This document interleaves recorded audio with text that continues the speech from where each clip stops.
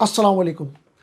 Blockchain technology को समझने से पहले हमें एक ब्रॉडर टर्म समझना ज़रूरी है by the name of disruptive technology. Disruptive technology आपके ना सिर्फ एमए के कोर्स एमएफए के कोर्स का पार्ट है, बल्कि पास पेपर्स में काफ़ी दफ़ा जो है वो टेस्ट भी हो चुका है। डिसरप्टिव टेक्नोलॉजी ऐसी टेक्नोलॉजी को कहते हैं जिनके अंदर इतनी पावर होती है कि वो एग्जिस्टिंग किसी भी टेक्नोलॉजी को या किसी भी फिजिकल यानी कि ब्रिक एंड मॉर्टार मॉडल को इस तरह रिप्लेस करें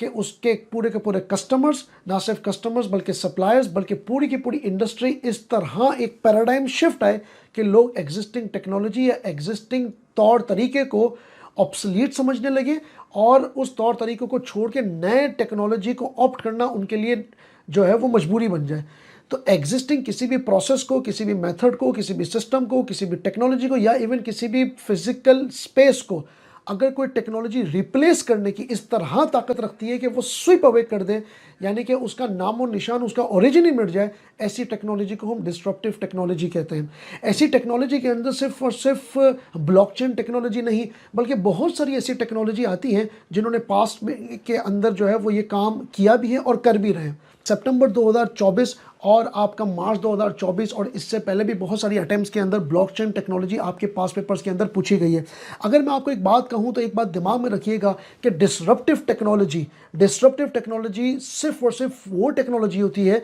जो कि पूरे एरिया को, यानी कि आपकी पूरी एग्जिस्टिंग टेक्नोलॉजी को वाइप आउट करे, ना सिर्फ मेयर इंप्रूवमेंट नहीं होनी चाहिए। डिस्ट्रप्टिव टेक्नोलॉजी के हम कुछ एग्जांपल लेते हैं आप ही के पास पेपर से। मान लीजिए आपके मुल्क के अंदर 4G चल रहा है और आपके मुल्क के अंदर जो है वो 5G आने वाला है और बहुत सारे ममालिक के अंदर 5G आ चुका है। तो सर क्या 5G टेक्नोलॉजी 4G के लिए डिस्ट्रप्टिव है या नहीं है? तो इसका आंसर है बिल्कुल है। इसलिए क्योंकि जब आप 5G की बेनिफिट्स देखेंगे ओवर 4G तो आप हैरान रह जाएंगे कि 5G आने के बाद से कोई भी बंदा 4G इस्तेमाल नहीं करेगा, बल्कि 5G आने के बाद से हर बंदा उन मोबाइल फ़ोन्स को लेगा जो कि 5G कॉम्पेटेबल होंगे। इसकी मैं आपको एक छोटी सी एग्जांपल देता हूँ। 5G टेक्नोलॉजी को इस्तेमाल करके आप 2 घंटे की HD वीडियो सिर्फ और सिर्फ, जो कि कम से कम 5 GB के करीब करीब होती है, आप सिर्फ और सिर्फ 40 सेकंड के अंदर डाउनलोड कर सकते हैं, जो कि 4G में आपको कम से कम 10 से 15 मिनट भी लग सकते हैं। 5G टेक्नोलॉजी 100 टाइम्स फास्टर है दैन 4G, और ना सिर्फ 100 टाइम्स फास्टर है बल्कि इतनी लो लेटेंसी है जो कि आप कह सकते हैं कि 1 मिली सेकेंड से भी कम इसकी लेटेंसी है। इसके अलावा और भी बहुत सारे बेनिफिट्स हैं, जैसे कि 5G इंटरनेट ऑफ थिंग्स, जैसे कि IoT को सपोर्ट करेगा। 5G इस्तेमाल करके आप AI और VR जैसी टेक्नोलॉजी को बहुत आराम से अडॉप्ट कर सकते हैं, और भी बहुत सारी टेक्नोलॉजी को आप इस्तेमाल कर सकते हैं 5G को लेकर। इवन आपके फ़ोन्स के अंदर भी 5G सपोर्ट होना चाहिए, तभी आप 5G को इस्तेमाल कर सकते हैं। 5G आने के बाद सिर्फ और सिर्फ ये सिर्फ मेयर टेक्नोलॉजी नहीं है, बल्कि 5G आने के बाद बहुत सारी इंडस्ट्रीज़ वजूद में आएंगी। बहुत सारी इंडस्ट्रीज़ जो आज की तारीख में इंटरनेट होने की वजह से, कम इंटरनेट होने की वजह से ग्रूम नहीं कर पा रही, वो 5G के आने की वजह से और जो है वो ग्रोथ लेंगी। इससे गवर्नमेंट भी अर्न करती है, टेलीकॉम्स भी अर्न करती हैं, कंज्यूमर्स भी अर्न करता है, और ओवरऑल मुल्क का भी बेनिफिट होता है और आपकी पूरा इकोसिस्टम क्रिएट होगा। तो 5G definitely is a disruptive technology for 4G। अगर मैं दूसरी बात करूं हार्ड ड्राइव की, क्या सर 2 TB से मैं 3 TB या मैं 4 TB या मैं 5 TB पे जाऊंगा तो क्या 5 TB की जो मेरे पास SSD है, क्या 5 TB की SSD 4 TB की SSD के लिए डिस्ट्रप्टिव है कि नहीं, या 2 TB की SSD के लिए डिस्ट्रप्टिव है कि नहीं? तो इसका जवाब है ये डिस्ट्रप्टिव नहीं है, because it just mayor the improvement. आप 4G से 5G जाते हैं या 5G से अब जो है वो 1 TB पे भी आप जा रहे होते हैं, यानी कि 1000 GB तक भी आप जा रहे होते हैं, तो इससे मेयर इंप्रूवमेंट, ये सिर्फ स्टोरेज क्रिएट कर रहा है और टेक्नोलॉजी भी थोड़ी सी फास्ट हो रही है, लेकिन इतनी फास्ट नहीं हो रही कि पूरी की पूरी इंडस्ट्री को जो है वो वाइप आउट करके रख दे। तो 4G से 5G का ट्रांसफ़र मतलब शिफ्ट होना ये डिस्ट्रप्टिव नहीं होगा। इसी तरीके से अगर मैं आपको तीसरी एग्जांपल दूं कि सर विंडोज़ 11 से मैं विंडोज़ 12 पे आ गया, या विंडोज़ 10 से मैं विंडोज़ 11 पे आ गया, विंडोज़ 8 से मैं विंडोज़ 8.1 पे आ गया, तो ये टेक्नोलॉजी का जो मेरा शिफ्ट है, या इसी तरीके से आप मोबाइल फ़ोन्स के अंदर iOS के अंदर या एंड्रॉयड के अंदर वर्जन जाते हैं कि वर्जन 13 से 14 आ गया, या iOS जो है वो अपडेट हो गया। ये अपडेट होना भी एग्जिस्टिंग वर्जन के लिए डिस्ट्रप्टिव नहीं है, इसलिए क्योंकि ये जस्ट एक मेयर इंप्रूवमेंट है। कुछ माइनर फिक्सेस होंगे, कुछ सिक्योरिटी की इन्हेंसमेंट्स होंगी, कुछ आपके लिए जो है वो बग जो होगा वो फिक्स हो रहा होगा, और इवन विंडोज़ की भी अगर आप थोड़ा सा अपडेट करते हैं तो वो भी कोई पूरी के पूरे विंडोज़ जो है वो एग्जिस्टिंग विंडोज़ के लिए डिस्ट्रप्टिव नहीं है, because just a mayor the improvement. हाँ, अगर आप मुझे ये बात करें कि सर विंडोज़ का इटसेल्फ आना 90s के अंदर, जहाँ पे सिस्टम होता ही नहीं था, और विंडोज़ का आना वो बिल्कुल 90s के अंदर एक डिस्ट्रप्टिव टेक्नोलॉजी बिल्कुल था। तो ये बात आपने दिमाग में रखनी है। इसी तरीके से सर ब्लॉकचेन भी एक डिस्ट्रप्टिव टेक्नोलॉजी है। किस तरीके से मैं आपको बताऊंगा, जो कि पूरे के पूरे एग्जिस्टिंग निज़ाम को, कंज्यूमर को, सप्लायर्स को ना सिर्फ अफेक्ट करेगी बल्कि वाइप आउट कर देगी। इसी तरीके से अगर मैं आपको बात बताऊं, सोशल मीडिया प्लेटफॉर्म्स, क्या फेसबुक, यूट्यूब, लिंक्डइन, क्या ये एग्जिस्टिंग मीडिया के लिए, जो कि प्रिंट मीडिया, इलेक्ट्रॉनिक मीडिया, उसके लिए डिस्ट्रप्टिव है कि नहीं? बिल्कुल है। हर नई कंपनी, हर पुरानी कंपनी अपनी प्रेजेंस सोशल मीडिया के अंदर लाती है, बिल्कुल डिस्ट्रप्टिव है। सोशल मीडिया ने एक नया कंज्यूमर, नया सप्लायर, नई इंडस्ट्री, नए एडवर्टाइजर्स, नए वेन्यूज खोले हैं। ना सिर्फ खोले हैं बल्कि डिसरप्ट करके रख दिया है। अगर हम रेवेन्यूज़ के ऊपर बात करें तो मैं उम्मीद करता हूं कि आपको डिस्ट्रप्टिव टेक्नोलॉजी एग्जाम्पल के साथ समझ में आ गई होगी। ऐसी कोई भी टेक्नोलॉजी जो सिर्फ मियर इंप्रूवमेंट हो, मियर अपडेट हो और थोड़ी सी माइनर फिक्सेस या माइनर बग्स को इंप्रूव करके एडवांसमेंट और एनहेंसमेंट करके आगे बढ़ रही हो, वो टेक्नोलॉजी को आप डिस्ट्रप्टिव नहीं कहेंगे। Although it's an advancement, but वो टेक्नोलॉजी डिस्ट्रप्टिव नहीं होगी। डिस्ट्रप्टिव टेक्नोलॉजी का मतलब है कि आपकी एग्जिस्टिंग टेक्नोलॉजी को हिला के रख। हम थोड़ी सी एग्जांपल लेंगे, उसके बाद हम अपने मेन टॉपिक ब्लॉकचेन टेक्नोलॉजी के ऊपर आएंगे। सबसे पहली बात मैं आपको बता दूं, जो हम डेली के हिसाब से कम्युनिकेशन के लिए इस्तेमाल करते हैं, व्हाट्सएप एक ऐसी टेक्नोलॉजी साबित हुई जिसने एग्जिस्टिंग तमाम कम्युनिकेशन मोड को, चाहे वो ईमेल हो और चाहे वो लेटर के जरिए आप जो है वो टाइप करते हो या चाहे वो एसएमएस हो, उसने इसको इस तरह वाइप आउट किया कि अब आज की तारीख में आपकी जो कॉल्स होती हैं, बल्कि इवन वीडियो कॉल्स भी होती हैं, बल्कि इवन अब तो वीडियो मैसेजेस भी आ गए, वो भी आप व्हाट्सएप के थ्रू ही करते हैं। ईमेल आज की तारीख में भी बहुत सारे कॉर्पोरेट लेवल और बहुत सारे फॉर्मल लेवल के अंदर इस्तेमाल होती है, लेकिन WhatsApp has taken the lead. Number 2 अगर मैं बात करूं आपकी, तो दराज.pk, आपके मुल्क की दराज.pk, जिसने शॉपिंग को यानी कि ऑनलाइन शॉपिंग को इस तरह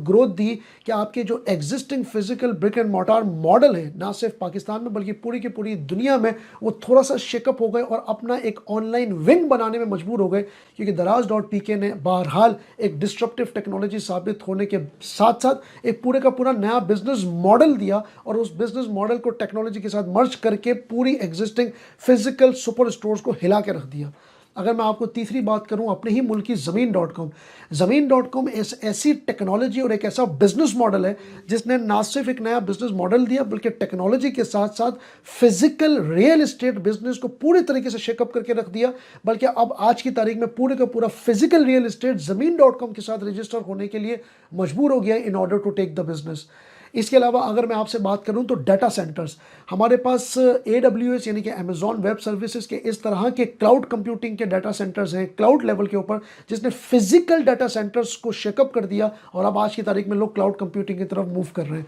अगर मैं आपसे बात करूं जूम की, तो जूम ने ये एक टेक्नोलॉजी नहीं है बल्कि ये साथ एक अपना बिजनेस मॉडल भी लेकर आती है, और एक ऐसा बिजनेस मॉडल है जिसने फिजिकल सेटअप्स को, फिजिकल मीटिंग्स को, फिजिकल कॉन्फ्रेंस मीटिंग को इस तरह शेकअप किया, बल्कि इसने तो एयरलाइन इंडस्ट्री को भी शेकअप किया कि लोग अब ट्रैवल करके बिजनेस मीटअप नहीं करते बल्कि जूम के जरिए कॉन्फ्रेंस मीटिंग करते हैं। तो जूम ना सिर्फ एक डिस्ट्रप्टिव टेक्नोलॉजी बल्कि अपने साथ साथ एक बिजनेस मॉडल भी है जिसने एग्जिस्टिंग तमाम चीज़ों को शेकअप करके रख दिया। इसी तरीके से मैं अगर आपसे बात करूं कि उबर और हमारे मुल्क के अंदर करीम, ये एक ऐसी रेड हेलिंग कंपनीज हैं जो कि टेक्नोलॉजी के जरिए बिजनेस मॉडल लेकर आई, और एक ऐसा बिजनेस मॉडल जिन्होंने एग्जिस्टिंग टैक्सी जो आपके मुल्क के अंदर नजर आती थी उन्होंने उसको शेकअप किया, ना सिर्फ शेकअप किया बल्कि पूरे का पूरा बिजनेस वाइप आउट कर दिया इस टेक्नोलॉजी और इस बिजनेस मॉडल के जरिए। इसी तरह की बहुत सारी टेक्नोलॉजी के अंदर एक ब्लॉकचेन टेक्नोलॉजी भी है जिसने 2008 के अंदर ऐसा डॉक्यूमेंट निकाला जिसने पूरे फाइनेंशियल सेटअप को और फाइनेंशियल सेक्टर को पूरी दुनिया के अंदर एक समझ लें कि एक हिट किया और बताया कि किस तरीके से डिसेंट्रलाइज सिस्टम, डिस्ट्रीब्यूटेड लेजर और बहुत सारे और भी फीचर्स यानी कि स्पीड और कॉस्ट के ज़रिए आप एक ट्रांजैक्शन को मुमकिन बना सकते हैं। मैंने इसके अंदर एक सेपरेट वीडियो बनाई है कि किस तरीके से ब्लॉकचेन टेक्नोलॉजी अपने ही जार्गन के अंदर आप समझ सकते हैं ब्लॉकचेन टेक्नोलॉजी काम किस तरह करती है, ब्लॉकचेन टेक्नोलॉजी लीगल भी है कि नहीं है, और ब्लॉकचेन टेक्नोलॉजी के अंदर क्या क्या फीचर्स हैं, और मैंने उसको थोड़ा सा पास के अंदर कनेक्ट किया और करंटली कौन कौन सी कंपनीज और कौन कौन सी कंट्रीज ब्लॉकचेन टेक्नोलॉजी का सक्सेसफुली इस्तेमाल कर रही हैं, जिसके अंदर ना सिर्फ वॉलमार्ट एक यूएस का सुपर स्टोर है, बल्कि एस्टोनिया नाम की भी एक कंट्री है जो कि नॉर्थ कोरिया के अंदर पाई जाती है, और रिपल नाम की भी एक कंपनी की मैंने बड़ी डिटेल एग्जांपल दी है। तो मैं आपसे रिक्वेस्ट करूंगा कि अगर आपको डिटेल ब्लॉकचेन टेक्नोलॉजी को समझना है अदर देन एमएफए, तो आप मेरा सेकंड वीडियो जाकर देख सकते हैं। आते हैं दोबारा अपने टॉपिक के ऊपर। ब्लॉकचेन टेक्नोलॉजी के अंदर अगर आपने सिर्फ ये दो बातें दिमाग में रखी कि ये एक ऐसा डिसेंट्रलाइज सिस्टम है जो कि सेंट्रल अथॉरिटी से पावर लेके नेटवर्क ऑफ कंप्यूटर्स के अंदर पावर को डिस्ट्रीब्यूट करता है, और उन नेटवर्क ऑफ कंप्यूटर्स को हम नोड्स कहते हैं, जिसमें बहुत सारे माइनर्स भी होते हैं जिनका काम ट्रांजैक्शन को वेरीफाई करना होता है। तो अगर बहुत सारे कंप्यूटर्स के पास पावर चला जाए और सेंट्रल कंप्यूटर से आप सेंट्रल इंस्टीट्यूशन से या ग्रुप ऑफ इंस्टीट्यूशन से पावर लेके इसको डिसेंट्रलाइज कर दें और डिस्ट्रीब्यूटेड लेजर्स के अंदर इसको डिस्ट्रीब्यूट कर दें, तो इसको हम ब्लॉकचेन टेक्नोलॉजी कहते हैं। याद रखिएगा कि हमारा दिमाग सिर्फ और सिर्फ यहां पर जाता है कि ब्लॉकचेन टेक्नोलॉजी जो है वो सिर्फ और सिर्फ उसने क्रिप्टो करेंसी क्रिएट करी और उसके अंदर हम सिर्फ बिटकॉइन के अंदर ही ट्रेड कर सकते हैं, जबकि ऐसा है नहीं। ब्लॉकचेन टेक्नोलॉजी एक ऐसा प्लेटफॉर्म है, एक ऐसी टेक्नोलॉजी है कि जिसने ना सिर्फ फाइनेंशियल इंस्टीट्यूशन के लिए ही वो है, बल्कि नॉन फाइनेंशियल इंस्टीट्यूशन के लिए भी वो है, और इतनी ही बेनिफिशियल है जितना कि वो फाइनेंशियल इंस्टीट्यूशन के लिए होने की कोशिश कर रही है। अगर मैं आपको बात करूं तो ब्लॉकचेन टेक्नोलॉजी ना सिर्फ सप्लाई चेन के अंदर, बल्कि hospital industry, real estate, voting, education system और आपका फाइनेंशियल इंस्टीट्यूशन के अंदर भी इतनी ही बेनिफिशियल है जितना कि हमें क्रिप्टो करेंसी और बिटकॉइन में नजर आता है। चूंकि ब्लॉकचेन टेक्नोलॉजी फर्स्ट इस्तेमाल हुई ही फाइनेंशियल इंस्टीट्यूशन के लिए, और फाइनेंशियल इंस्टीट्यूशन ने उसको इस्तेमाल किया, और फाइनेंशियल इंस्टीट्यूशन में इस्तेमाल करके क्रिप्टो करेंसी क्रिएट करके बिटकॉइन सबसे पहली करेंसी इस्तेमाल करके उसने ग्रोथ पकड़ ली। तो इसलिए हमारा दिमाग ब्लॉकचेन टेक्नोलॉजी का जाता ही क्रिप्टो करेंसी, और क्रिप्टो करेंसी से जाता है हमारा बिटकॉइन की तरफ, जबकि ऐसा है नहीं। ब्लॉकचेन टेक्नोलॉजी एक ऐसा प्लेटफॉर्म है जो कि ना सिर्फ फाइनेंशियल इंस्टीट्यूशन बल्कि दूसरे सेक्टर्स, जैसा कि मैंने आपको बताया, नॉन फाइनेंशियल सेक्टर के अंदर भी अपनी जो है वो पूरी के पूरा लोहा मनवाने की सलाहियत रखती है। एक बात और दिमाग में रखिएगा कि ब्लॉकचेन टेक्नोलॉजी का वाहिद मकसद डिसेंट्रलाइज्ड सिस्टम को क्रिएट करना है, यानी कि पावर एक बंदे के हाथ में ना रहे बल्कि पावर डिस्ट्रीब्यूट हो जाए। इसकी मैं आपको एक एग्जांपल छोटी सी और देना चाहता हूं। मान लीजिए कि मैं आपको ये कंटेंट डिलीवर कर रहा हूं, और ये जो मेरा आपके पास से कंटेंट डिलीवर हो रहा है, ये वाली एग्जांपल मैंने अपनी दूसरी वीडियो के अंदर भी दी है, लेकिन आपको मैं यहां इसलिए देना चाह रहा हूं ताकि आपको बात पहली वीडियो में ही ज्यादा समझ में आ जाए। मैं आपको कंटेंट डिलीवर कर रहा हूं, मान लीजिए ये आपके पास कंटेंट फेसबुक, इंस्टाग्राम या यूट्यूब के जरिए पहुंच रहा होगा। अब अगर यूट्यूब, फेसबुक या इंस्टाग्राम चाहे एक बटन क्लिक करके मेरा पूरा का पूरा चैनल वाइप आउट कर सकते हैं, मेरा पूरा पेज हटा सकते हैं, मेरा पूरा का पूरा प्रोफाइल हटा सकते हैं। इन अदर वर्ड्स, मेरे पूरे साल की मेहनत एक सेकंड के अंदर जीरो हो सकती है। ये ऐसा क्यों होता है? ऐसा इसलिए होता है क्योंकि एक बंदे के पास पावर है, या एक इंस्टीट्यूशन के पास पावर है, या एक ग्रुप ऑफ इंस्टीट्यूशन के पास पावर है। जबकि ब्लॉकचेन टेक्नोलॉजी के अंदर पावर किसी एक इंस्टीट्यूशन के पास या ग्रुप ऑफ इंस्टीट्यूशन के पास नहीं, बल्कि नेटवर्क ऑफ कंप्यूटर्स के पास होगी। मेरी शनाख्त और मेरी